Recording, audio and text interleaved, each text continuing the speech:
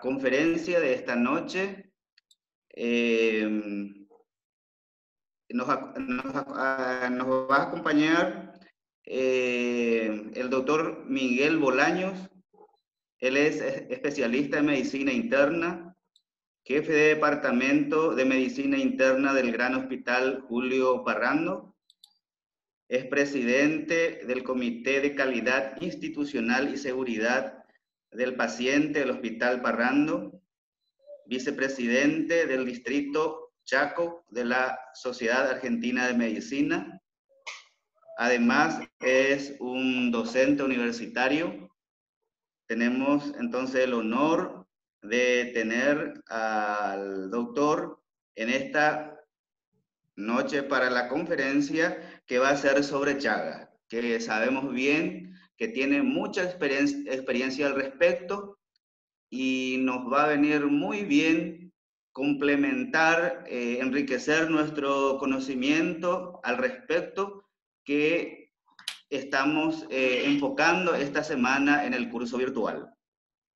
Posterior a la presentación, a la charla del doctor José, tenemos también un experto, un invitado, el profesor Arrua Torreani, que es un especialista en medicina interna, fue presidente de la Sociedad Paraguaya de Medicina Interna, docente universitario también, y que nos va a enriquecer con su experiencia sobre Chagas en el país. Entonces, tenemos dos invitados de lujo y vamos a dar entonces ya inicio, dando la palabra al doctor José Miguel Bolaños. Bueno, yo antes, muchísimas gracias por la presentación. Antes de comenzar, quiero decir que cuando me invitaron me propusieron a hablar de tratamiento. Le dije, bueno, enfermedad de Chagas es enorme, ¿no? Uno podría dar una conferencia sobre cada uno de los aspectos de la enfermedad de Chagas. Entonces me dijeron, no, doctor, queremos que hable, ahora lo voy a poner, sobre tratamiento, cuándo iniciar tratamiento, a quiénes tratar, y sobre la epidemiología de la enfermedad. Claro. Yo voy a invertir un poco el orden de los temas y voy a hablar primero de la epidemiología, me parece mejor contextualizar, muy acotado. Después voy a hablar sobre el tratamiento que se hace en nuestra región y en la Argentina en base a unas guías del 2018. Y voy a dejar 5 minutos para hablar un poco para hacer honor a la historia de la enfermedad de Chagas, que son 5 minutitos, así que voy a tratar de ajustarme al tiempo que se me dio y va a ser en ese orden.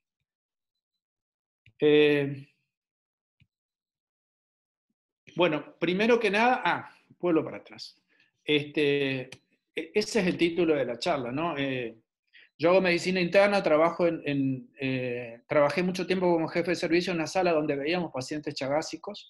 Los pacientes cardiológicos se internan en clínica médica, los pacientes infectológicos se internan en clínica médica, y la verdad que yo veía el final de la película siempre, veía la cardiomiopatía dilatada, vimos muy poco megacolon, como la estadística lo demuestra, y repasando un poco la enfermedad, porque la verdad que tengo una visión ya más macro de todo, sobre todo a nivel epidemiológico y sanitario, se me ocurrió relacionarlo con un poema de Hugo Galeano, que se llama la enfermedad de los nadies. Hay un poema que se llama Los nadies, y se me ocurrió que venía muy bien el título, ¿no? La enfermedad de los nadies. Y casualmente, sin saberlo yo, hace 2 días se conmemora el nacimiento. Buenas, no le escucha el profesor. ¿No me escuchan ahí? ¿Hola? Sí, le escuchamos, pero al menos en mi PC se le escucha claro. Si revisan Buenas. un poquito su audio. ¿Me escuchan? Sí. ¿Me escuchan ahí? Sí, Sí, Despertando del Amor la escuchamos bien. Bien. Esta es mi presentación, ese es el frente del hospital. Ahí dejo mis datos, mi correo, mi celular. Está sonando la voz de un niño. Hay alguien que tiene el micrófono abierto y estoy escuchando la voz de un niño. Le pido por favor que cierren los micrófonos. Entonces, la Sociedad Paraguaya de Medicina Interna me dijo, por favor, doctor, necesitamos que hable sobre esto, tratamiento, cuándo tratar, cómo tratar al paciente asintomático con serología positiva y epidemiología de la región. Y como dije, voy a subvertir un poco los temas. Este es un panorama en el mundo de la enfermedad de Chagas. Yo me recibí hace mucho tiempo, hace 33 años ya, cuando estudiábamos en la facultad, en realidad decíamos, Chagas es hasta, para simplificarlo, hasta la Patagonia llega y hasta Estados Unidos llega y no toca Estados Unidos y no toca la Patagonia. Como verán en el mapa, este es un mapa viejo ya, Europa, Estados Unidos, Canadá, varios países de Europa, Japón, Australia, están afectados por esta enfermedad. Esto vendría a ser la venganza de los nadies, ¿no? Porque nadie, en el primer mundo no se pensaba que podían tener esta enfermedad a través de los migrantes. Este es un mapa de la OPS. Lo único que no quiero que leamos demasiado, todo lo que está en rojo es el área endémica donde la interrupción de la transmisión vectorial no es una meta. Estamos hablando del punto de vista epidemiológico. Todo lo que está en verde marcado, profundo, es un área sin evidencia de transmisión vertical. Y como verán, Chaco y Paraguay, en la zona occidental de Paraguay, son zonas donde la transmisión por el vector no ha sido posible interrumpir. Sí, en la región oriental de Paraguay, no voy a hablar porque ustedes saben más que esto, más que hacer una mínima referencia. ¿Cómo está Latinoamérica? Bueno, es endémica en 21 países, afecta a 6 millones de personas. Cuando empezamos a hablar de estadística, yo empiezo a tener un choque, probablemente los que trabajen específicamente en Chagas también, porque he consultado con epidemiólogos, en disparidad de datos. Pero más o menos, el acuerdo, estos son datos de la OPS, hay unos 30.000 casos nuevos por año, entre 30.000 y 50.000, porque si toman algunos datos dicen 50.000, 12.000 muertes en promedio y 8.000 recién nacidos durante la gestación, y unos 70 millones de personas expuestas. Voy a tratar de ser lo más breve posible acá. En cuanto a la enfermedad de Chagas, pierde uno, no sé si todo el mundo sabe, los daily son los años perdidos por la enfermedad ajustada por discapacidad, y uno pierde 7 años más que con la malaria, por ejemplo, ¿no? Hubo una disminución, con las estrategias dirigidas al control de vectores, hubo una disminución de la cantidad de enfermos, y fue una reducción bastante gradual. En 1983 había 700.000 casos nuevos, en el 2000 200.000 casos, y en el 2020 lo estimado, como dije, son 50.000 casos nuevos. Esa es la incidencia, ¿no? El 13%, en 21 países de Latinoamérica donde el Chagas es endémico, el 13% de la población sigue en riesgo. Estas son las infecciones nacionales estimadas, puse las más altas. Paraguay está tercera en esto, Argentina es 3,6, pero fíjense un dato muy importante, el 42% de los casos está en Brasil y Argentina. Brasil tiene casi 1.200.000 y la Argentina lidera una estadística que no quisiera liderar, que es de 1,5 millones de pacientes infectados. ¿Qué hiciste? Se cree que casi 1.200.000 personas en estos países tienen miocardiopatía, o sea, hay 1.200.000 personas que tienen miocardiopatía. Estos son los últimos datos de la OPS sobre enfermedad de Chagas en Paraguay. No voy a hablar porque hay alguien con el micrófono abierto, reitero. Se calcula que hay 59.000 casos por año en América y que hay 150.000 personas infectadas en Paraguay. También leí esto, que ustedes lo conocen mucho mejor, que en el 2008 la región oriental de Paraguay fue certificada libre de transmisión vectorial, que tienen todavía ese problema en la zona occidental. Bueno, estos son la bibliografía, no voy a hablar más de eso, de lo que repetí, esto queda para la sociedad. Encontré un artículo de enero de 2020 de la Sociedad Paraguaya de Medicina Interna, en realidad en los anales de la facultad, un trabajo muy interesante que hicieron en campo, en el departamento de San Fernando, con 41 familias, porque mi duda cuando empecé a leer esto es, ¿cómo? Y lo voy a decir por lo que pasa en el Chaco, ¿no? que por ahí lo que se publica no es la realidad. En este caso sí demostraron que lo que habían publicado era real, ¿no? Un trabajo muy interesante de campo con 41 familias en zona rural, donde lo que hacían era una entrevista preguntándole acerca del vector, si conocían el triatoma, si habían sido picados, etc. Y los resultados fueron muy interesantes porque la mayoría de los pobladores conocían y lo pudieron observar cuando eran niños y habían afirmado haber sido picados, pero siempre durante la infancia y que en los últimos años no lo habían visto. O sea que se produjo la erradicación del vector en ese sector. Y tiene una imagen muy simpática que yo me la guardé para el final. Yo no sé guaraní, sé muy poco de guaraní, y esa es la denominación. Nosotros le decimos rancho, ¿no? El lugar ideal para que viva el triatoma. En guaraní no me animo ni a pronunciar por miedo a quedar como ridículo, pero algo así como Ogá, Capií, una cosa así. Me corrigen después de ustedes si fue muy malo mi pronunciación. Pero lo que queríamos saber es cómo está Argentina y cómo está Chaco. ¿Cómo está Argentina? Bueno, estamos mal. Es la principal endemia del país. Un poco repetir datos que ya dije. Fíjense en la cifra, entre 1.600.000 y 2 millones de personas. Ahora voy a decir de dónde sacamos estos datos. Ustedes saben que, ustedes no sé por qué tienen que saber, mejor dicho, hay una ley nacional para el control y la erradicación de la enfermedad de Chagas, la ley esa que figura ahí, 26281, y hay un informe de la Auditoría General de la Nación, que es un órgano de contralor de las políticas públicas del 2012, y así empieza el informe. La lucha por la erradicación total del mal de Chagas, que debía ser una política prioritaria de 2007, no fue asumida hasta la actualidad con la firmeza requerida por la norma. Cuando yo quiero compartir información, la verdad que trato que sea lo más transparente posible, así que fuera de los datos oficiales, lo que uno pueda leer en título, yo le voy a transmitir la verdadera situación de la provincia y de la Argentina. Y esto no se cumple, es tal cual dice la Auditoría General de la Nación. Sí hay mecanismos de implementación, pero no se cumplen en forma regular y voy a dar más datos. Bueno, más datos de lo mismo. Es muy importante detectar la forma congénita, por esto que dice la diapositiva, ¿no? 9 de cada 10 niños tratados en fase aguda y 7 de cada 10 en forma crónicas se curan, por lo cual esa es una población target para el tratamiento y después lo vamos a aclarar.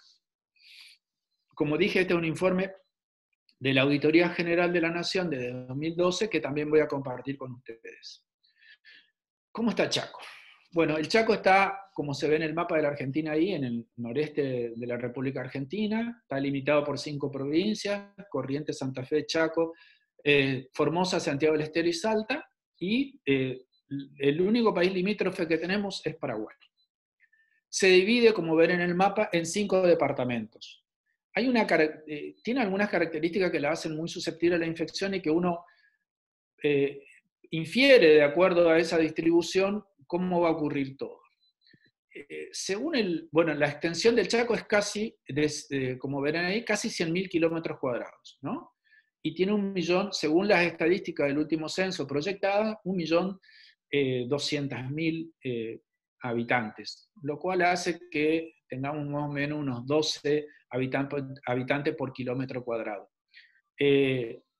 Pero un dato muy importante, eso que ven en amarillo, que hay 162.000 habitantes rurales. Voy a mostrar un gráfico donde se ve mejor eso. Esta es una diapositiva que se ve un poco borrosa, pero son 2 tortas, donde está, por un lado, fíjense, en Chaco, según una estimación del 2018, el 85% es población urbana. Y solamente un 15% es población rural, que corresponde a esa cifra que di. Pero tiene una característica, que esa población rural está dispersa, la mayor parte de esa población rural está dispersa. Y esto ocurre, este es un mapa, les muestro a ustedes, ustedes vieron recién la división política del Chaco en 25 departamentos, hay 69 municipios en el Chaco, y se hizo una distribución por regiones sanitarias de manera de aplicar políticas de salud en 8 regiones. La región 8, que es la que está en la parte inferior de la imagen, que está con una flecha, es el área metropolitana. Es donde el Hospital Perrando. Como verán, ahí está marcado con un cartel rojo la zona del impenetrable, y esa flecha roja identifica a la localidad de Juan José Castelli, que es la localidad con mayor población, igualmente tiene 27.000 habitantes, bastante chica, que es como la puerta al impenetrable, ¿no? Desde el punto de vista de las políticas públicas, hay un plan nacional de lucha contra la enfermedad de Chagas, cuya base está en la provincia de Córdoba. Pero la idea es establecerla en esta ciudad, en Castelli, porque esta es esa zona que ustedes ven de color verde, que es la región metropolitana, la región sanitaria 5, es donde está el impenetrable. Es una zona que tiene esas características que mencioné, con una población rural muy dispersa, con una población aborigen bastante importante, y con algunas condiciones sociodemográficas que voy a comentar. Y otra región muy sensible es esa región que está marcada abajo, la 4. Bueno, esa es la forma de organización y esas son las áreas sensibles que quería mencionar.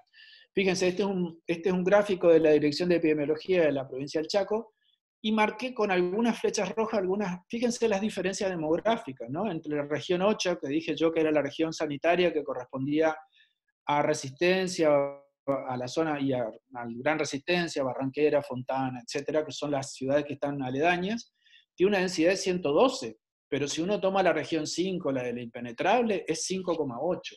Y fíjense la población rural en la 8 es 3%, y en la zona 5 es 51%. Y si miran más abajo, hay un dato muy preocupante, porcentaje de hogares con cloaca, 0 en la región 4 y 4,9 en la 5 y 40, casi la mitad en la región metropolitana. Entonces, tenemos una provincia con una densidad demográfica baja y con una distribución muy irregular y muy inequitativa de los recursos. Entonces, deberíamos mirar ese mapa en ese contexto, ¿no? Analizarlo en ese contexto. Esta es una figura que traigo de un trabajo hecho en San Miguel de Tucumán, porque históricamente cuando a nosotros nos enseñaban Chagas en la facultad, nos decían que esto que decíamos, ¿cierto? Que afecta más a zona rural, y es así, sigue siendo así.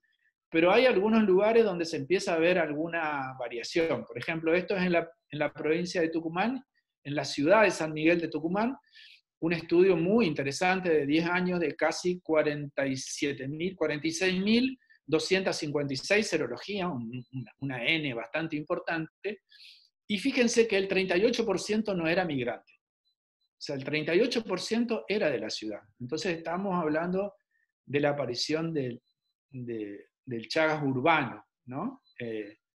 Y bueno, ahí están las otras cifras, migrados del interior, de otras provincias, de otras naciones, porque ustedes saben que es una provincia limítrofe. Datos de la provincia del Chaco, porque eso me pidieron, ¿no? La provincia del Chaco pertenece a las provincias de alto riesgo. Inclusive si ustedes analizan información de la OMS o de la OEPS, mencionan el Chaco como una zona de alto riesgo. Acá dice, y esto es información oficial, dice, y me gustaría después hablar con el colega que es un especialista en Chagas, ¿no? La última notificación de un caso agudo vectorial efectuado oficialmente fue en el año 2013. Esto si uno lee esto, hace presuponer que no existe más transmisión vectorial. Bueno, es mentira, ¿no? Yo siempre hablo sobre lo que se llama, hay distintas medicinas, ¿no? Medicina basada en la evidencia, bueno, esta es medicina basada en lo que hay. Esto es lo que hay. Lo que hay es que no es cierto esto. El año pasado hubo una delegación de la OPS que vino a un poco registrar cuáles eran las actividades, cómo se estaba cumpliendo el plan, e hizo un muestreo en el área metropolitana, en el área teóricamente de menor prevalencia, con solo 3% de población rural, y encontró, analizando muy rápidamente en el primer día, la presencia del vector en estas viviendas precarias, que son rurales y que son muy pocas, encontró el vector. O sea, el vector sigue estando. Entonces lo que hace falta es más control nada más, pero sigue habiendo un contagio vectorial no certificado o no constatado.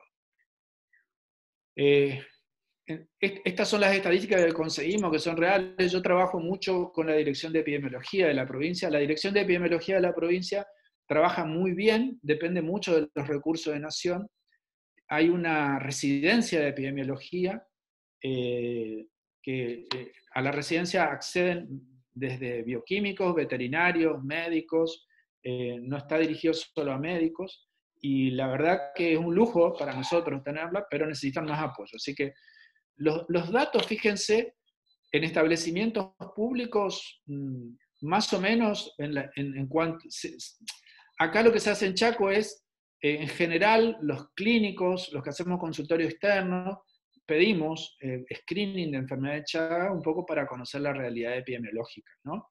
Y la obra social de la provincia incluye de manera gratuita la determinación de análisis serológico para detectar Chagas. O sea que se amplió un poco esa probabilidad de detección. Pero es muy variable, porque fíjense que acá dice entre 10,7 y 17% para determinación de la enfermedad de Chagas en la población general, pero si uno analiza donantes de sangre, varía entre 8,2 y 13,2%. En todos estos países donde es endémico, una de las medidas que se hizo fue hacer obligatoriamente serología, y en Paraguay ocurre lo mismo, de donantes de sangre, de donantes de órganos, en recién nacidos, en embarazadas, y en donantes de sangre, las estadísticas que nosotros tenemos varían entre un 8,2 y 13,2%. Lo que se hace acá, las determinaciones que se hacen para diagnóstico, las más habituales son IFI y ELISA. O sea, esas son, siempre se piden 2 determinaciones porque se sabe que eso aumenta la sensibilidad y especificidad. Pero, por ejemplo, y fíjense, el 11,8 y 14,7 de las embarazadas, y en el 6 a 10,3 de los menores de 14 años, las poblaciones menores, que es otro sector sensible. También lo hacemos, por supuesto, en trasplante de órganos. Le dije que el Hospital Perrando hace trasplante renal, y sin embargo tenemos un reporte de un caso de un trasplante con serología positiva sin enfermedad. O sea, le dio positivo. Pese a que se hace la serología y se hacen las detecciones para los donantes y para el receptor, que son estas 2 que les mencioné, y eventualmente se puede agregar quimioluminiscencia cuando hay dudas. Se agrega quimioluminiscencia que se hace en el Laboratorio Central de la provincia. Hubo un reporte de un trasplante renal con serología positiva, por suerte sin enfermedad. Pero fíjense que también, y voy a compartir con ustedes algunos trabajos de la Dirección de Epidemiología, en poblaciones donde creemos, por las características de la población y por algunos reportes, se hicieron estudios de prevalencia y fueron tan altas como el 70%. O sea que es muy variable. Por supuesto estamos hablando de áreas rurales dispersas, pequeñas, y que no incluyen a un gran número de personas, pero una prevalencia del 70%. En el Hospital Perrando también quería mencionar, porque este es un trabajo del hospital, se empezó un trabajo sobre enfermedad de Chagas y cardiopatía, que empezó en el 2018, se unieron el servicio de cardiología del hospital y la unidad de epidemiología del hospital. Fue un trabajo muy, muy cortito, de 3 meses, hacían consultorio 1 vez por semana y se registraron 52 pacientes. Casi el 60% fueron femeninos y la edad media fue de 48. La mayoría vivía en el interior y el 90% procedía de área rural, nada que nos sorprenda. El 63% había visto vinchuca en su domicilio. O sea que eso del reporte vectorial, el último de 2013, es una mentira absoluta. Si me están grabando lo pueden pasar, no hay ningún problema. La mayoría, el 96%, se atendían en el servicio público de salud, y eso no es raro porque estamos hablando de una población de los nadies, de una población la mayor parte en condiciones socioeconómicas muy complicadas, y sin embargo quiero decirle que no sé la realidad de Paraguay, pero en el Chaco el 60% de la población en general se atiende en los hospitales porque no tiene cobertura social. O sea que estamos hablando de que hay una población vulnerable.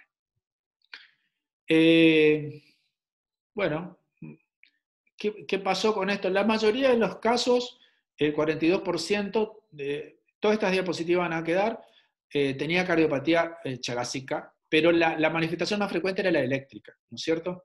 En clínica médica, desde que yo me empecé a formar, si nosotros veíamos un hemibloqueo anterior más un bloqueo de rama derecha, era un chaga hasta que se demuestre lo contrario. Y por supuesto que cualquiera de estas manifestaciones por separado, el bloqueo de rama derecha primero, y el hemibloqueo anterior, más el bloqueo AB, más otras manifestaciones arritmogénicas, son la prueba. Pero lo que se encontró en esto era cardiopatía eléctrica. De este trabajo surgió, y yo quiero dejar para ustedes una inquietud, una agenda de trabajo para detectar miocardiopatía dilatada que se puede aplicar a cualquier población, que se las dejo y de la cual no pienso hablar, con una descripción de pasos a seguir. Bueno, estas son recomendaciones de la OMS, que las pueden leer en cualquier lugar, y que recién los mencionamos: la detección del vector, la eliminación del vector, el cribado de la sangre que se dona, las pruebas de cribado en órganos, mejorar el acceso y el diagnóstico de tratamiento de pacientes con enfermedad, el cribado de los recién nacidos. Acá en este punto de los recién nacidos me detengo para una consideración. Como obligatoriamente se le pide serología a los recién nacidos, sabemos que esa sensibilidad de la prueba mejora si uno repite la prueba a los 10 meses. Y encontramos que aumenta mucho el número de recién nacidos que da positivo a los 10 meses. Pero ahí tenemos una dificultad, que es que los pacientes voluntariamente no vienen a hacerse el cribado, la serología, y que los médicos de cabecera o los pediatras no los mandan a repetir ese análisis a los 10 meses. Y ahí se nos están escapando un número importante de personas. Bueno, según la OMS, se logró la interrupción de la transmisión vectorial en 17 países afectados de los 21. Espero que no hayan incluido a la Argentina. En algunos lugares, en Sudamérica, por ejemplo, se eliminó el triatoma infestan en Uruguay, en Brasil, en Sao Paulo, se eliminó en 2012 y 2014. Los retos para el futuro: la consolidación de los avances, el surgimiento. Vieron que mostré un mapa al inicio donde había zonas rojas, donde no se consideraba la búsqueda del vector. Bueno, en la cuenca amazónica es probable que haya que buscar. Fíjense este dato, ¿no? Estas son conclusiones de la OMS.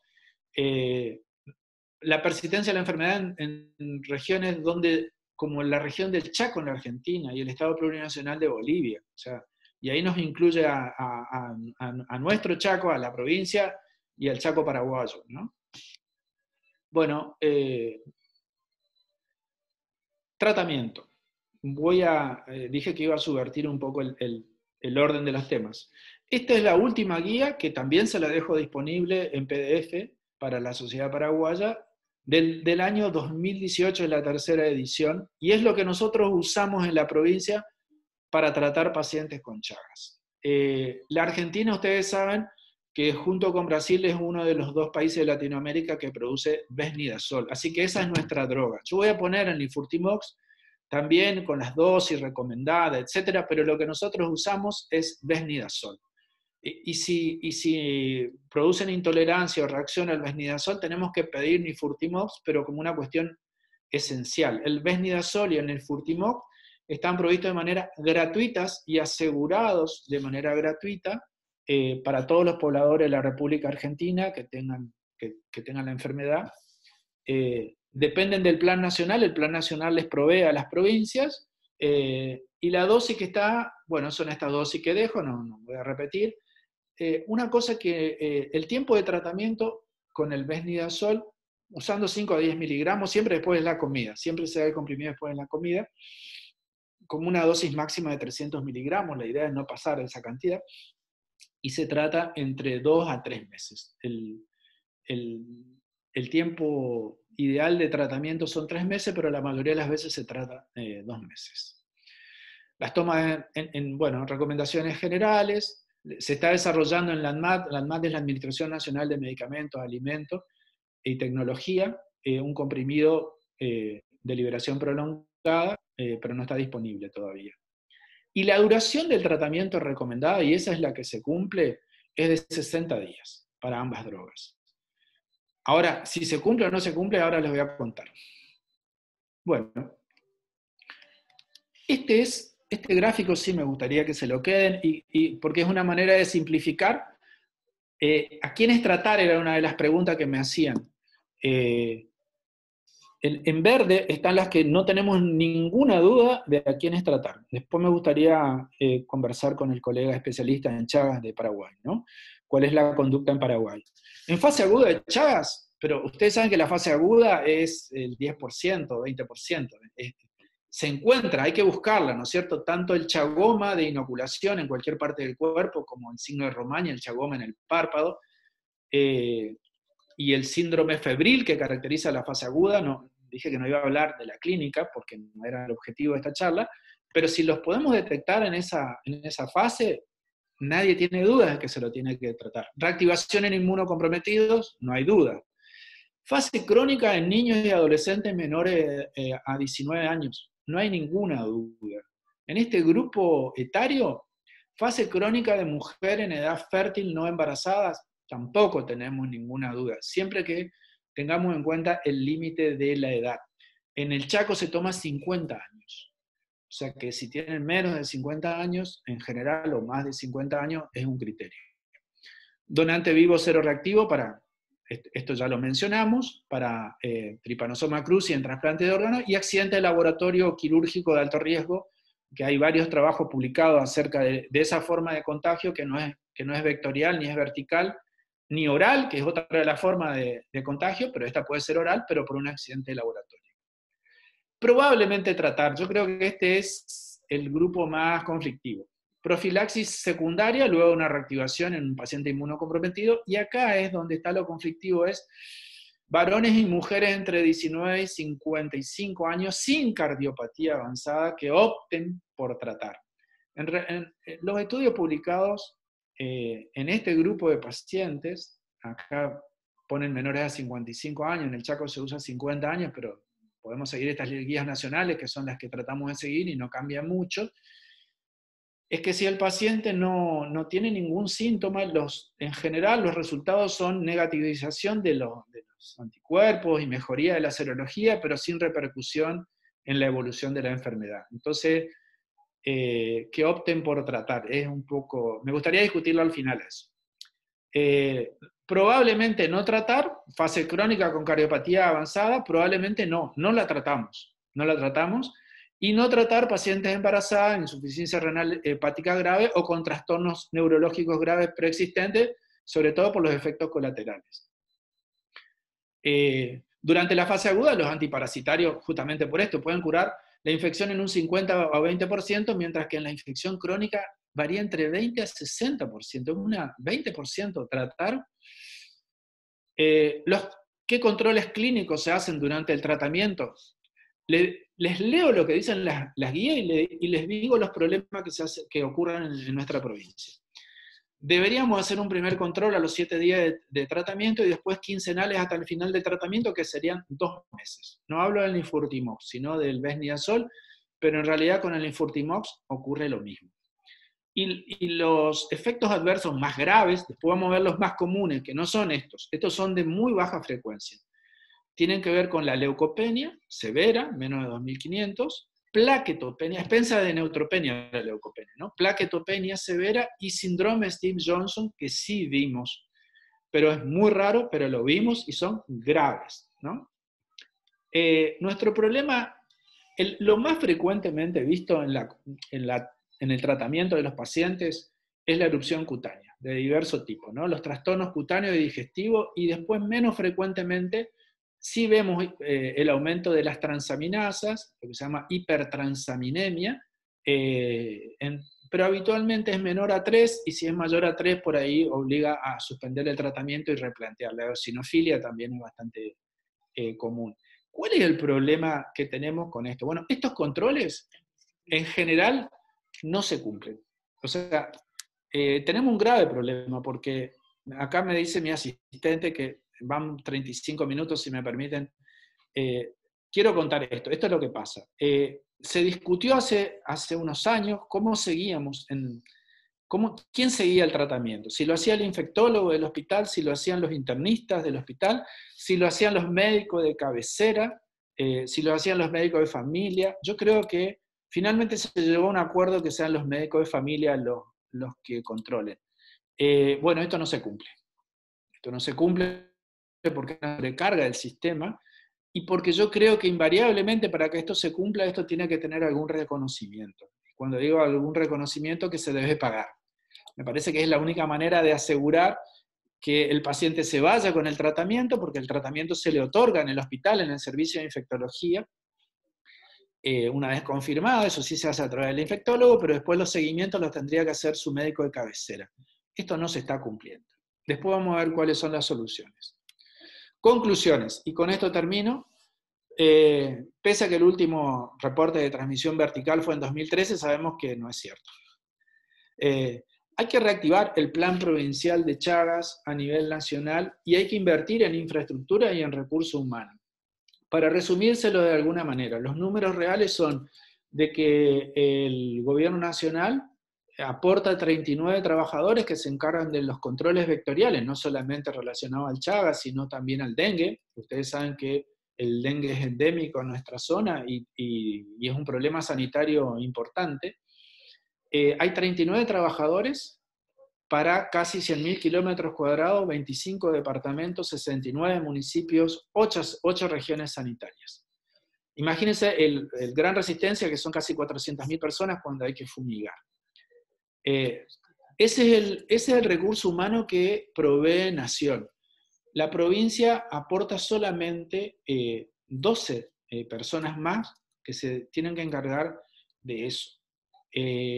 Nosotros pensamos con la Dirección de Epidemiología que aportando por lo menos la provincia 10 personas por región sanitaria, estamos hablando que tenemos 8 regiones sanitarias, o sea, estamos hablando de 80 personas en lugar de las 12 que tiene asignadas, podríamos ser más eficientes en el control vectorial. También, además de eso, se necesitan insumos, porque esto no es salir con un fumigador común a fumigar las viviendas. Las viviendas están perfectamente identificadas por el Plan Nacional, y los operarios de este plan saben, tienen un mapa con la distribución de las viviendas para ir a fumigar. La fumigación se tiene que hacer cada 6 meses, requiere un trabajo especial. Para que ustedes se den una idea, tiene una moto mochila que sale $500.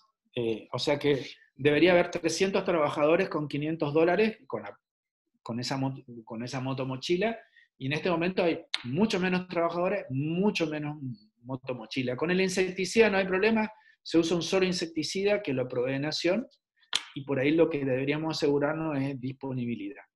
Y mejorar las condiciones de la Dirección de Epidemiología. Esas son las propuestas que nosotros elevamos al gobernador a partir de esta charla, sobre todo.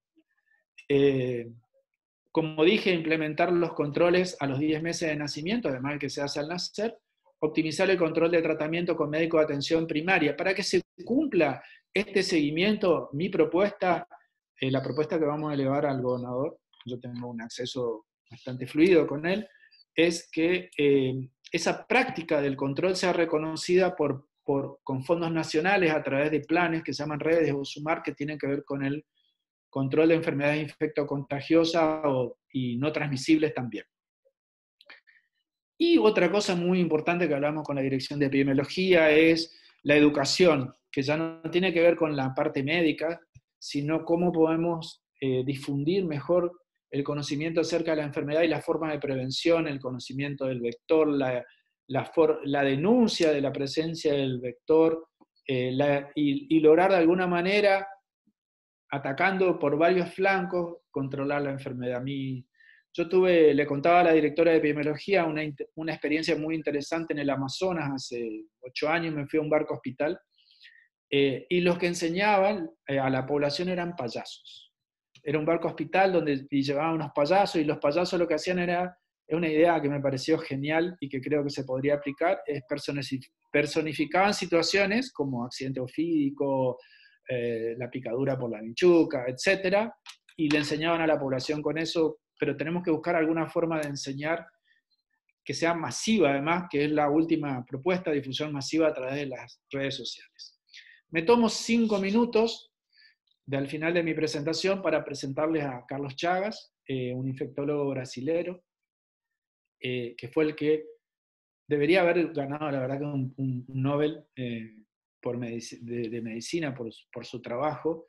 Él fue discípulo de Osvaldo Cruz. Osvaldo Cruz es este hombre que está abajo en la foto con él parado, este hombre de un porte más grande, de bigotes, pelo canoso, con cara de Einstein, pero con unos kilos y una altura mayor a la de Einstein. Y era un infectólogo muy famoso que trabajaba en el barrio de Manguinhos, en Río de Janeiro, y lo tomó como discípulo, lo mandó a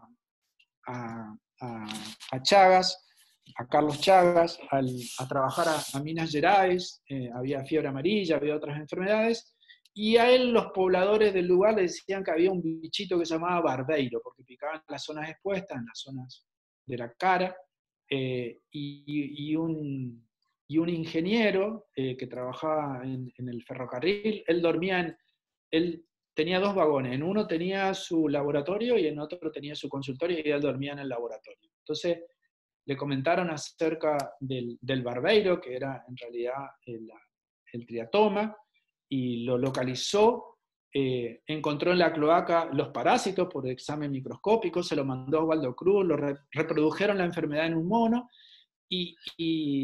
pero estaba hecho casi todo el círculo, ¿no? Como el paraíso del infectólogo, o del microbiólogo, o del epidemiólogo. Había descubierto el vector, había descubierto el parásito, sabía que se reproducían animales, pero hasta que no lo descubrió en una paciente que se llamaba Berenice, que fue en el año 1909, descubrió eso. Bueno, no solamente descubrió todo eso, hay evidencia de la enfermedad de Chagas hace 9.000 años en algunas momias, ¿no? Pero bueno, esa es la foto con Berenice, esa es la paciente en la que detectó en el frotis de sangre la presencia del parásito. Después algunos de sus discípulos, acá está descrito, describieron mejor la patología, Guerrero y Machado describieron la fijación del complemento. Bueno, hay más datos, no los voy a aburrir con eso. Este es Salvador Massa, este es un argentino. Salvador Massa y Chagas tenían en común una cosa, los dos quisieron ser otra cosa que no fueran médicos al inicio de sus carreras. Y a los dos, por algún motivo, a Carlos Chagas, un tío lo convenció que hiciera medicina porque él quería hacer ingeniería naval, y Salvador Massa quería ser militar y rindió mal el examen y entonces entró a medicina por suerte.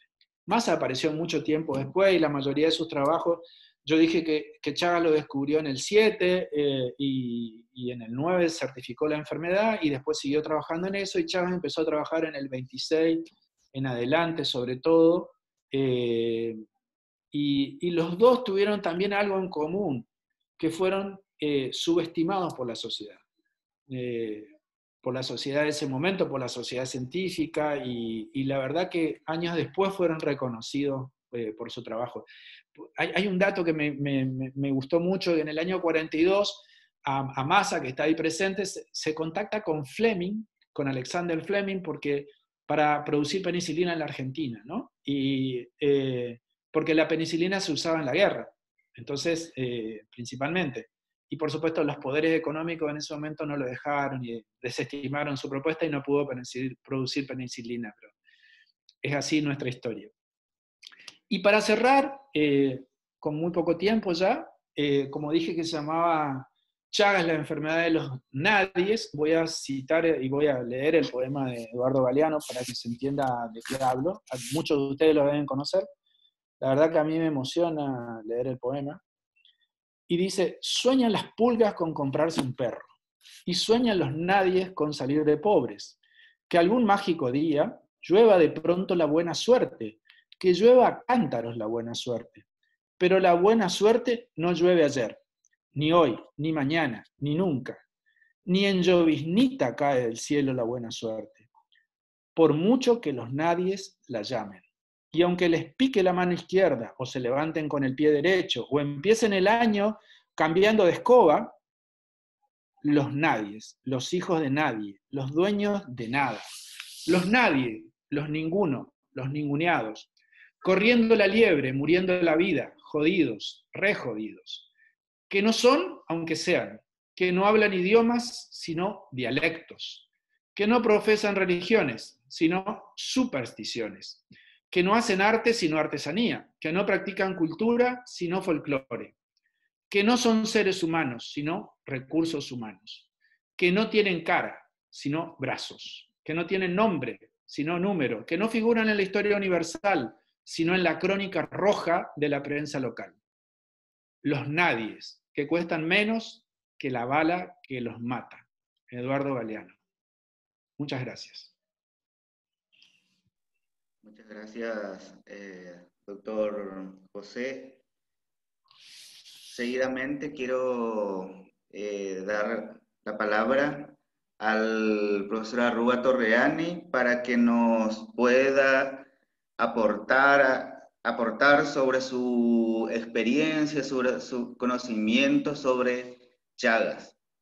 Sabemos que él trabajó mucho sobre esa enfermedad aquí en Paraguay y entonces nos gustaría escuchar, profesor Arrua.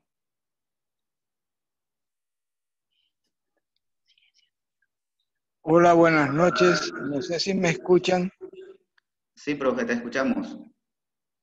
Bueno, la enfermedad de Chagas en el Paraguay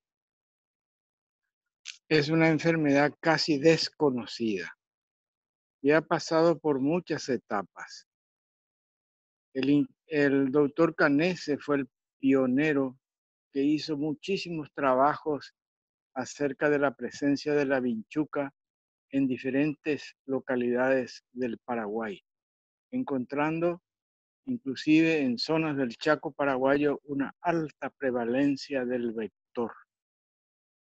Sin embargo, el principal problema que tenemos a nivel nacional es prácticamente la poca manifestación cardíaca de nuestros pacientes. Tenemos al vector, tenemos la seropositividad de los pacientes en forma similar a lo que ha expresado el profesor Bolaños, pero la incidencia de miocardiopatía chagásica en el adulto es más bien rara, al punto tal que he escuchado decir a cardiólogos muy importantes de nuestro medio, uno de ellos un cardiocirujano que dijo una vez en un meeting de la Sociedad Paraguaya de Cardiología: he colocado más de 1.500 marcapasos, dijo, y nunca coloqué en un paciente chagásico. Yo salí en ese momento y le pregunté: ¿a cuántos le hiciste la inmunofluorescencia para el Chagas? No recuerdo, no hicimos inmunofluorescencia sino a muy pocos pacientes. Entonces,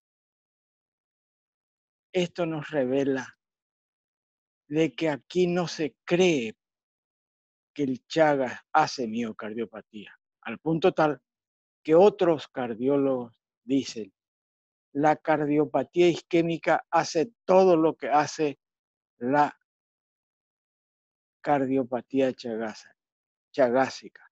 ¿Y por qué no son isquémicos y no chagásicos estos pacientes? Yo, para terminar y no hacer larga, porque yo soy un creyente de que la miocardiopatía chagásica existe en nuestro medio con las características mencionadas en esta interesante locución, de que quiero contar una anécdota, les decía. En una oportunidad teníamos un paciente en el hospital de clínicas en quien yo hice el diagnóstico de miocardiopatía chagásica. Y viene otro médico y me dice al día siguiente: ahí tu paciente con Chagas infartó. Y era cierto. había infartado el paciente, pero eso no le negaba la presencia de la cardiopatía chagásica. La cardiopatía chagásica puede asociarse con la cardiopatía isquémica. Y esto lo menciono porque en nuestro medio se ha llegado a decir que el Chagas es el Trypanosoma cruzi que habita en nuestro medio, es benigno, que no afecta tanto al corazón como en otras latitudes. Y esa es una falacia, es una mentira. El Chagas hace en nuestro medio todo lo que hace en otras partes. Sin embargo, está mal estudiada y nosotros los médicos somos muy responsables, somos responsables de que no se haya investigado a fondo la importancia de la cardiopatía chagásica. La cardiopatía chagásica existe en nuestro medio con las mismas características descritas en cualquier otro lugar. Nada más. Muchísimas gracias por permitirme hablar. Gracias, profesora Rúa. Bueno, y ahora ya vamos a entrar a las preguntas. Pueden formularlo su pregunta en el chat y entonces vamos a ir pasando, comunicando a nuestros expositores para poder sacar las dudas que tenemos sobre el tema dengue, sobre el tema de Chagas. Yo quería decir algo con respecto al comentario del colega que recién habló, ¿no? Es muy importante cuando uno hace screening de la enfermedad, pedir 2 pruebas. Creo que lo dije durante la presentación, pero uno debería pedir 2 pruebas. Debería pedir inmunofluorescencia indirecta, como mínimo, porque lo que estamos buscando son anticuerpos, estamos hablando de la enfermedad crónica y cualquier otra asociada, y cuando quedan dudas, quimioluminiscencia, porque la quimioluminiscencia tiene una sensibilidad y una especificidad mayor, pero nunca menos de 2 pruebas. O sea, nunca pedir menos de 2 pruebas. Excelente.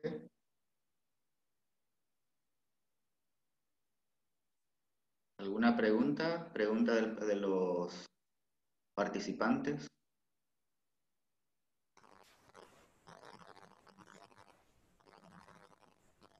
Creo que hoy está muy claro el tema porque no estoy recibiendo ninguna pregunta, doctor Ignacio. Acá hay una, llegó. Dice, paciente con IgG positiva para Trypanosoma cruzi con un electrocardiograma normal sin patología del ventrículo izquierdo. ¿Es suficiente para descartar cardiopatía o se recomienda algún estudio adicional?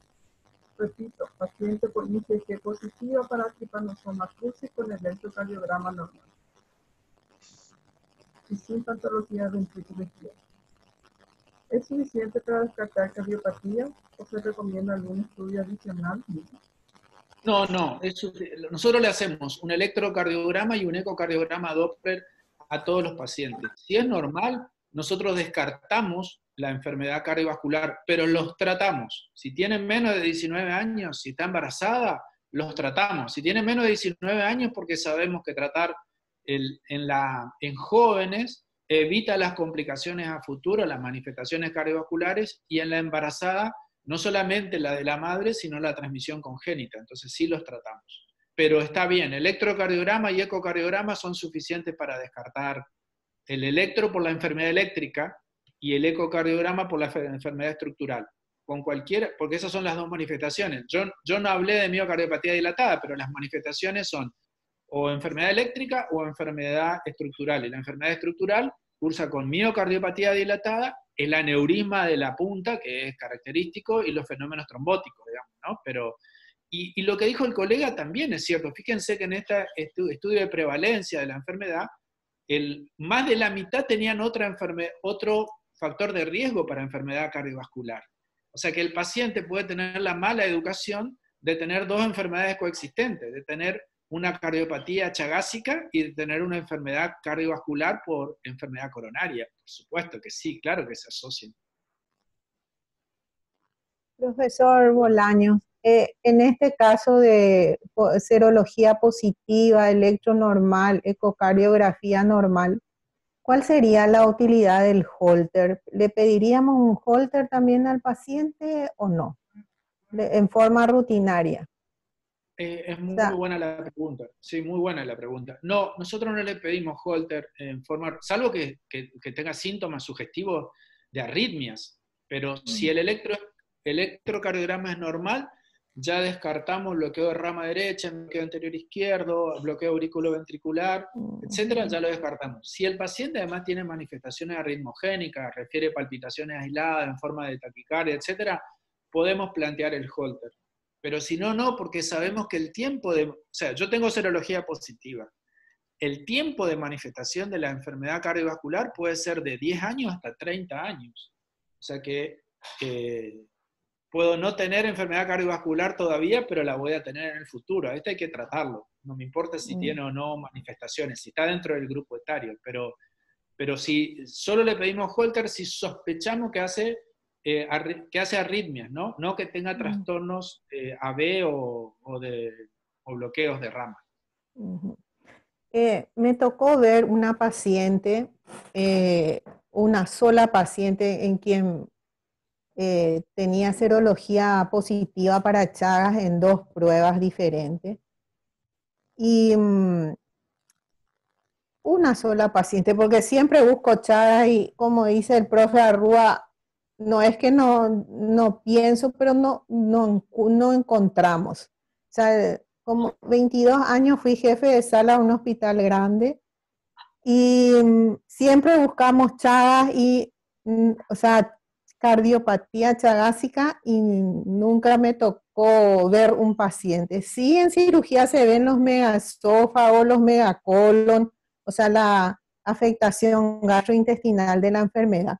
Pero la única paciente que he visto en mi carrera profesional era una señora de 60 años que mucho tiempo vivió en el campo porque el esposo es veterinario y le pedí de rutina, no me acuerdo ni por qué le pedí serología para Chagas, me vino positivo en 2 oportunidades y después de un tiempo ella empieza a tener síncopes. Hace síncope, le pido un Holter de 24 horas, no hay nada, al siguiente año otra vez viene con la misma historia de que se encontró desmayada en el baño, y la tercera vez, que era el tercer año que le veía, me dice, me levanté para ir al baño y me encontré, me caí y se cortó la cabeza.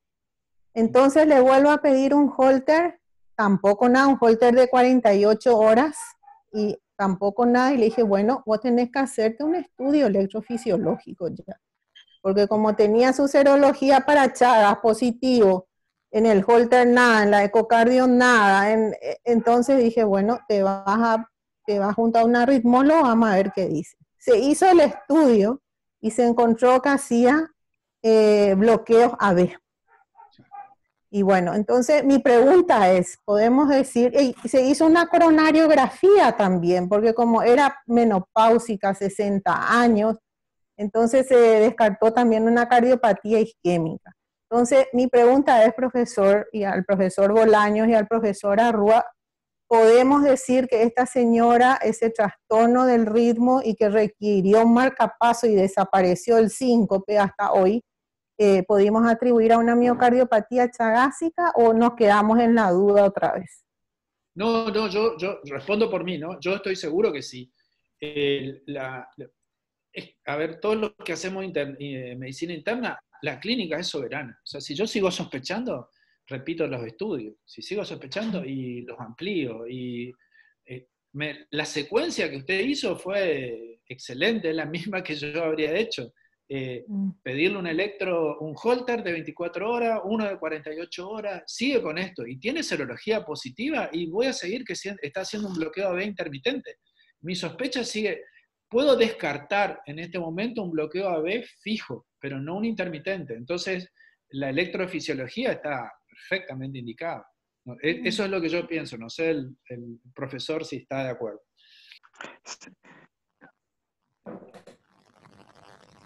Profe Arrúa, escuchamos su comentario. Sí, yo también estoy totalmente de acuerdo con lo que hiciste, Estela.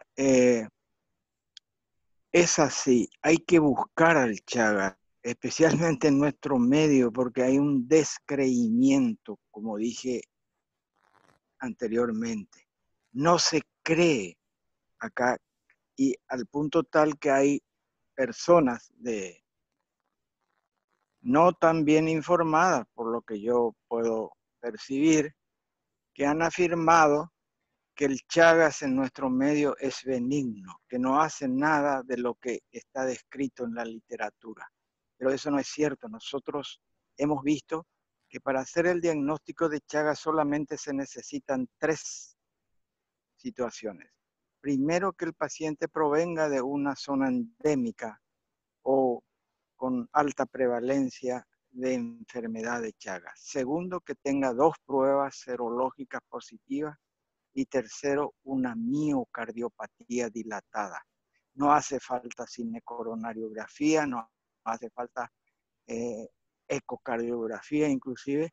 Y con esos 3 elementos ya se puede prácticamente sostener que el paciente es portador de una miocardiopatía dilatada secundaria a la enfermedad de Chagas.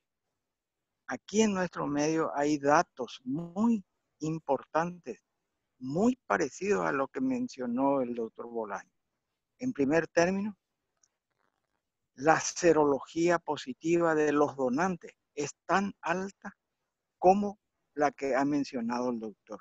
Alcanza 8-9% en algunas zonas del país. Son datos del Ministerio de Salud Pública. Sin embargo, siempre existe el descreimiento de la enfermedad de Chagas. Y vuelvo a repetir eso porque es algo prendido en el médico paraguayo de que la cardiopatía chagásica no es importante en nuestro medio. Sin embargo, les vuelvo a decir, yo he visto pacientes que tienen todos los síntomas, todos los elementos de la enfermedad y lógicamente en la etapa crónica y sin tratamiento específico. Nada más. Tengo preguntas. Voy a ir leyendo, por favor. Gracias, profesores. Dice, la primera pregunta, o comentario. Excelente presentación. Dudas aclaradas. Sobre todo, ¿cuándo tratar? Tuvimos 2 casos en San Pedro que ingresaron por síndrome oclusivo y volvulo megacolon chagásico confirmado, el electrocardiograma normal. Le iniciamos tratamiento igual porque no encontramos afección a dicho nivel, o sea, se refería al cardíaco. Luego lo remitimos al Instituto de Medicina Tropical y en resumen, perdimos al paciente, lastimosamente no volvió nunca para control. Primer comentario. Segundo comentario, zona sur del departamento de Ñembucú. El primer comentario viene de San Pedro, que es la zona norte del Paraguay, cerca de Concepción. Y ahora a la zona sur, que está Pilar, dice, zona sur del departamento de Ñembucú, tengo pacientes con serología positiva rutinaria. Es muy común encontrar en pacientes de escasos recursos, me imagino, y adultos jóvenes. Acá sí ya viene una pregunta. Tuve una paciente que nunca recibió tratamiento para enfermedades Chagas con miocardiopatía chagásica y él confirmó su diagnóstico 30 años, pero la serología seguía negativa. Entonces la pregunta dice, ¿la reacción inmunitaria disminuye con los años o por qué se negativiza? Esa es la pregunta.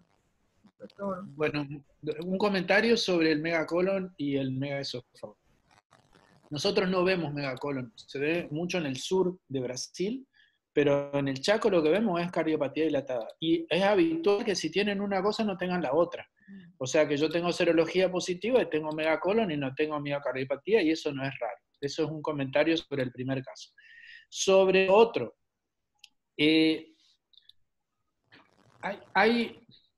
Yo creo que los médicos deberíamos acostumbrarnos a cuando hablamos de serología, no lo digo como una crítica, lo digo desde la formación en la facultad, ¿no? Porque le enseñamos a los alumnos, pídanle serología para Chagas. ¿Qué serología le pedimos? Porque eso define la sensibilidad y especificidad de la prueba. Si yo le pido fijación de complemento es una cosa, si le pido inmunofluorescencia indirecta es una cosa, si le pido hemoaglutinación es una cosa, si le pido ELISA es otra cosa, y si le pido quimioluminiscencia es otra.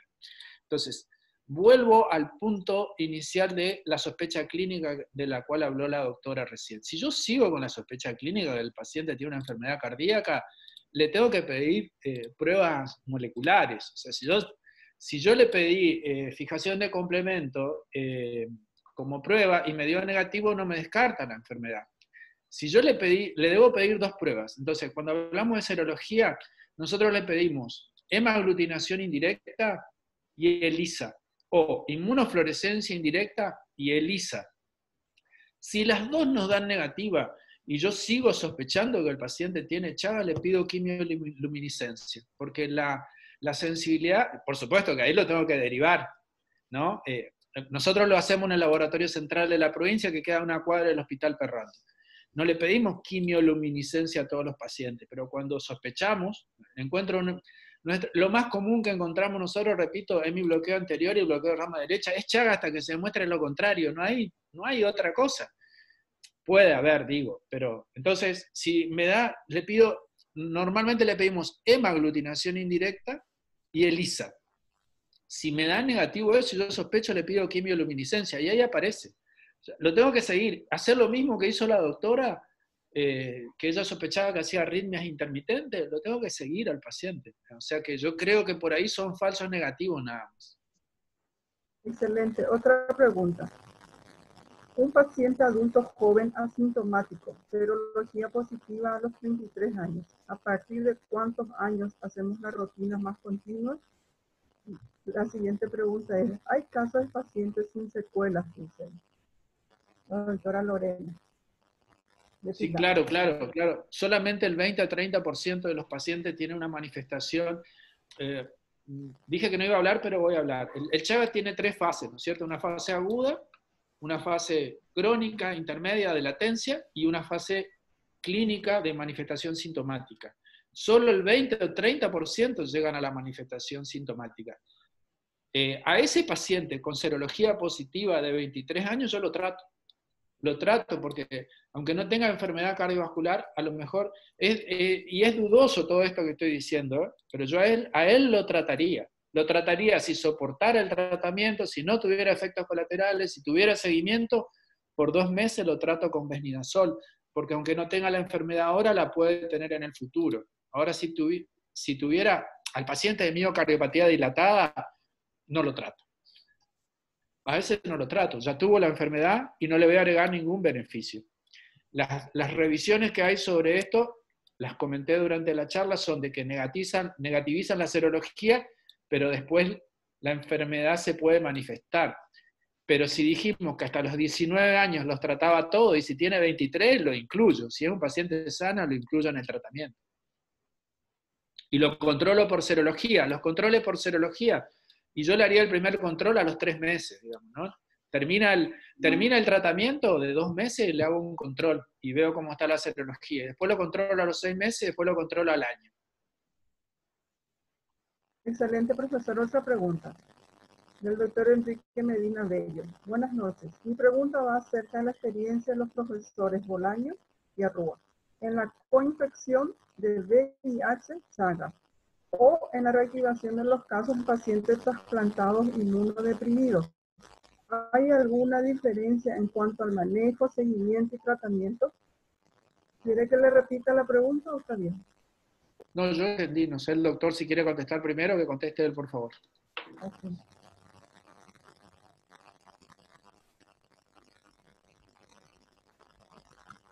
Sí, yo tengo la experiencia de que tuve un paciente que estaba haciendo un tratamiento para un linfoma de Hodgkin y durante la inmunosupresión ocasionada por los citostáticos de la de esta enfermedad, usados en esta enfermedad, el paciente hizo una verdadera septicemia, por llamarlo de alguna forma, por la enfermedad de Chagas.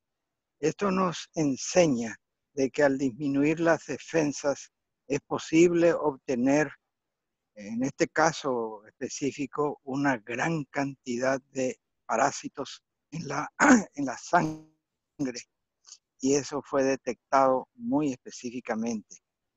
Ese es el caso que yo recuerdo, pero se describe que en cualquier paciente que esté inmunosuprimido, ya sea medicamentosamente o por alguna enfermedad que provoque la inmunosupresión, es aconsejable estar muy atento y probablemente merezca un tratamiento profiláctico. Esa es mi opinión. Yo estoy de acuerdo. Con respecto a si hay alguna diferencia, no. Está en las guías estas que mencioné recién, el tratamiento de la reinfección e inmunosuprimido, y le quiero agregar algo. Nosotros tuvimos un caso, lo mencioné en la presentación, de un trasplantado renal, ¿cierto? Y con la manifestación aguda. Y después tenemos muchos pacientes en seguimiento con HIV también con reactivación de la enfermedad. Y le agrego al colega un grupo más, los pacientes reumatológicos e inmunosuprimidos clásicos. O sea, ya no solo los trasplantados, ya no solamente los HIV, y hay un trabajo muy interesante de la doctora Marcela Yang, que es la jefa de reumatología del Hospital Ferrando, que tiene la casuística más grande del Nordeste, de pacientes con lupus, inmunosuprimidos con Chagas y con reactivación de Chagas. Y uno no tiene ninguna duda, absolutamente ninguna duda, de que tienen que tener tratamiento por lo que comentó el doctor Arrúa recién, y las dosis son las mismas para cualquiera de los tres grupos que mencioné. Gracias, doctor. Creo que esa pregunta ya está contestada en esto. En todos los pacientes con inmunosupresión, por ejemplo, de HIV, ¿a todos se les realiza cribado para enfermedad de Chagas o depende del recuento CD4? La primera pregunta. Y a continuación dice, y al concluir el tratamiento, ¿el éxito se mide por la negativización de la serología? ¿Cuál es el esquema de dosaje? Y en el caso en que no se logre la negativización, ¿cuál es el paso a seguir? Bueno, un poco creo que ya contesté, ¿no? Sí. Los pacientes inmunosuprimidos, sí se les pide serología a todos los inmunosuprimidos, a todos los pacientes con HIV y a todos los pacientes que van a ser sometidos a cualquier tipo de inmunosupresión por sistemática. Estoy hablando del Hospital Ferrando, no estoy hablando que se cumpla en toda la provincia, pero sí le pedimos serología a todos los pacientes porque esta es una enfermedad endémica, es la principal enfermedad endémica de la provincia y de la Argentina, así que estamos muy atentos a eso y la gente que maneja inmunosupresión está muy atento a esto. Y si el control lo hacemos con anticuerpos, la idea es buscar la disminución del nivel de anticuerpos y la idea es que sea menos de 1 en 64 por lo menos. Entonces le hacemos un control, como dije yo, al final del tratamiento, que son 2 meses, después le hacemos un control a los 6 meses y al año y lo seguimos así, ¿no? Y cada vez que vengan a la consulta, lo volvemos a controlar. Y una cosa que no dije, gracias por la pregunta, es que es muy importante cuando uno va a implementar el tratamiento, y parece una cuestión obvia, asegurarse que el paciente no tenga el triatoma de vuelta en su casa, ¿no? Porque yo lo estoy tratando para la enfermedad y el paciente vuelve al mismo lugar a infectarse de nuevo. Entonces es como una locura, un círculo de locura que se produce. Y lo que dice el doctor Arrúa me preocupa mucho, porque la negación de que existe la enfermedad hace que uno ni siquiera piense que el paciente va a volver a contagiarse. Entonces, gracias de nuevo por la pregunta, cuando uno va a iniciar el tratamiento se tiene que asegurar que el paciente no vuelva en medio donde esté la bichuca, porque si no es una locura, ¿no? Es como tratar una tuberculosis y mandarlo de vuelta a la casa con un paciente con tuberculosis pulmonar a que se exponga de nuevo, una cosa así. Excelente, profesor, gracias. Esta pregunta va dirigida al doctor Arrúa. Profesor, dice, en el programa nacional, ¿quiénes entran para el tratamiento en realidad? ¿Sí nos puede ilustrar, por favor? Bueno, no está Que yo sepa, no está muy aclarado ese tema, por muchos motivos, pero de que los pacientes con el Chagas agudo deben ser tratados, nadie lo discute. Pero también como muy bien dijo el doctor, merecen un tratamiento. Y hablo de los niños, que son, que tienen serología positiva, creo que deben ser tratados. Y el otro punto que yo quiero aprovechar para decir una cosa que me parece que tiene importancia y solamente tenemos en cuenta aquellos que seguimos a los pacientes chagásicos durante un tiempo. El nivel del título de la inmunofluorescencia puede variar de un momento a otro. En un momento puede ser 1 en 40, después ustedes lo ven después de un año y es 1 en 160 y luego otra vez viene a 140. Existen trabajos antes cuando se hacía el seno diagnóstico a quienes se les practicaba en la etapa ya indeterminada, que antes se llamaba indeterminada, ahora los chagólogos tratan de eliminar ese término y lo ponen simplemente como una enfermedad chagásica crónica sin cardiopatía. Semánticamente es prácticamente igual, pero mucha gente trata de eliminar eso de indeterminada porque justamente trae toda esta problemática del tratamiento.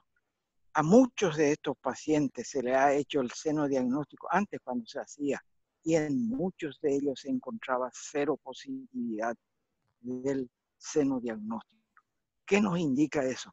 Que en la etapa indeterminada también es posible detectar al Trypanosoma crucis en la sangre. No recuerdo en este momento unos trabajos de la Universidad de Córdoba que hablaban de un porcentaje bastante importante. Pero hay muchas incógnitas, muchas cosas no sabemos acerca de la patología, porque esta es una patología, como muy bien lo dijo el doctor, inmersa en pocos estudios, digamos, profundos de su biología y por lo tanto nos tenemos que ajustar simplemente a los datos que nos dan el estudio mismo de la enfermedad y no estudios muy profundos acerca de la biología del Trypanosoma crucis.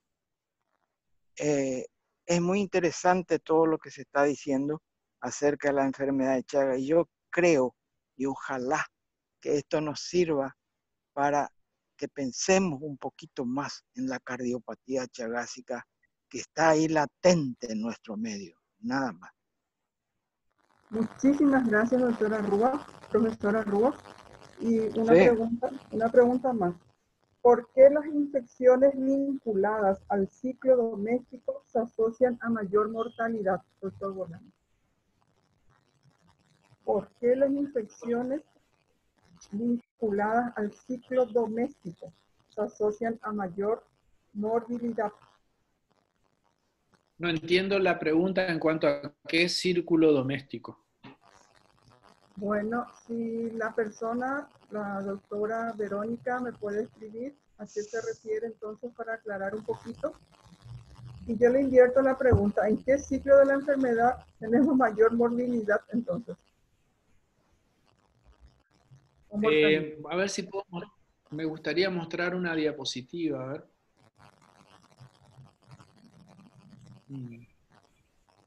A ver. Se refiere a la transmisión vectorial, dice el profesor. Ah, correcto, correcto.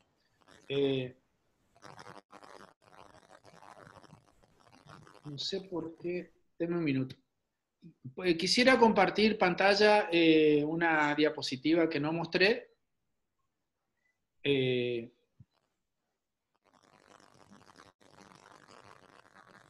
Esta diapositiva es una diapositiva sobre el curso clínico de correspondiendo a la colega. No hay una mayor diferencia en cuanto a la mortalidad de la transmisión vectorial versus la otra. Lo que pasa es que hay una identificación más clara en los otros casos, y una detección más clara y más temprana. Cuando yo hago una transmisión vertical a través de transfusión sanguínea, lo puedo detectar. Si lo hago a través de, ahí quiero comentar algo, si lo hago a través de la vía congénita, lo puedo detectar más rápido porque se le hace la serología al recién nacido, y aunque en la madre haya sido negativo por un falso negativo no se lo haya detectado, aparece más temprano y uno la trata en la fase aguda y no ve la fase crónica. Esto es, no sé si están viendo en pantalla el curso clínico de la infección por tripanosoma. La forma aguda dice menos del 1%, entre el 0,01 y el 0,5 de estas formas terminan la muerte o infección del cerebro o del corazón, usualmente en chicos, y dura semanas. Esa es la fase aguda.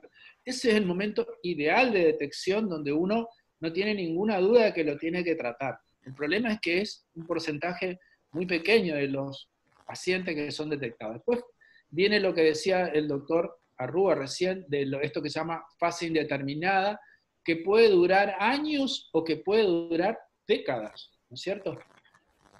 De este grupo de pacientes hay un pequeño grupo que va entre un 20 a 30% del total de infectados que desarrolla una enfermedad cardíaca o neurológica o visceral. El 70% son asintomáticos, entonces. Fíjense, de estos que van a la forma crónica, si se ve en la pantalla, el 70% son asintomáticos. Un 20% son asintomáticos pero con disfunción de órganos, y solo un 10% tienen disfunción de órganos. Esa es la evolución de la enfermedad. Entonces, la transmisión vectorial, el problema que tiene es que pasa inadvertida en un gran grupo de pacientes y pasan asintomáticos y nadie lo controla, la enfermedad de los nadies. Entonces, cuando tienen formas crónicas ya aparecen estas formas sintomáticas con disfunción de órganos y uno ya llegó tarde, ya está viendo el final de la película. Pero no es que haya alguna diferencia en la evolución de la enfermedad entre cualquiera de las formas de contagio. Si uno lo deja evolucionar, la enfermedad evoluciona exactamente igual. Excelente, profesor. Tengo otra pregunta. Dice, ¿por qué existe una evolución grave de la enfermedad en la variante transmitida por vía oral? Un poco ya respondí, cualquiera de las formas tiene. Lo que sí hay una diferencia es por qué algunos hacen una enfermedad visceral, intestinal o esofágica y algunos cardiovascular, no sabemos. Pensamos que tienen que ver con cuestiones genéticas, porque el vector es el mismo, el parásito es el mismo, los grupos poblacionales son los que cambian y por ahí se manifiesta. Pero en la forma oral, la forma oral, aclaro para todo el mundo, es la que se da a través de alimentos contaminados, ¿no es cierto? También hay formas orales que se producen por accidente en laboratorio. También hay formas orales, pero ahí ya se las considera accidente de laboratorio. Pero no son más severas, por lo menos lo que yo he leído, no son más severas que las otras formas, ¿no? Excelente. De parte del auditorio, dicen excelente exposición. Agradecemos tanto al profesor Arrúa como Bolaño de nuestra parte, y queda a cargo del doctor Ignacio y la doctora Estela el cierre. Gracias, profesores. Bueno, entonces, muchas gracias al doctor Miguel Bolaños por su aporte tan importante en esta charla, ¿verdad? Y lo mismo para el profesor Néstor Arrúa Torreani. Creo que cumplimos la expectativa de esta conferencia y bueno, repetir diciendo, ¿verdad?, que le damos en nombre de la Sociedad Paraguaya de Medicina Interna nuestro agradecimiento. Gracias. Bueno, muchísimas gracias Ignacio, Elian, Estela y los demás integrantes, Hugo, los integrantes de la comisión directiva. Y lo único que espero es que nos veamos personalmente dentro de poco tiempo y podamos estar charlando juntos y compartiendo alguna mesa juntos. Eso esperamos. Yo también, Muchas muchísimas gracias. Muchísimas gracias a la sociedad. Sí, muchísimas gracias a la Sociedad Paraguaya de Medicina Interna por permitirme estar con ustedes en esta noche. Y muy agradecido con el doctor Bolaño por hablar sobre una enfermedad que a mí me enloquece. Muchísimas gracias y buenas noches a todos.